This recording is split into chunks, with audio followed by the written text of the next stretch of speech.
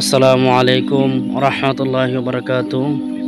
তো প্রিয় বন্ধুরা, যদি আপনাদের মাথা ব্যথা হয়ে থাকে তো কুরআনুল কারীমের একটি আয়াত 3 বার পাঠ করে মাথায় ফু দিয়ে দিবেন, ইনশাআল্লাহ মাথা ব্যথা দূর হয়ে যাবে। তো দোয়াটি কি অবশ্যই শিখবেন এবং অপর ভাইকে দোয়াটি একটি শেয়ারের মাধ্যমে শেখার সুযোগ করে দেবেন ইনশাআল্লাহ। তো দোয়া হলো লা ইউসাদ্দাউনা আনহা ওয়ালা ইউনজিফুন। তো অবশ্যই ইউটিউব চ্যানেল থেকে আমার ভিডিওটি দিকে থাকলে অবশ্যই চ্যানেলটাকে সাবস্ক্রাইব করে দেবেন ইনশাআল্লাহ, আর ভিডিওটি শেয়ার করবেন। আসসালামু আলাইকুম রহমতুল্লাহি বারাকাতু। তো প্রিয় বন্ধুরা, খুবই গুরুত্বপূর্ণ দোয়া নিয়ে চলে আসলাম। তো দোয়াটি হলো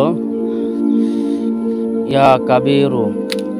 যদি এই দোয়াটি প্রত্যেক দিন 90 বার পাঠ করেন তো আল্লাহ রাব্বুল আলামিন আপনার সকল রোগকে শিফা করে দিবেন।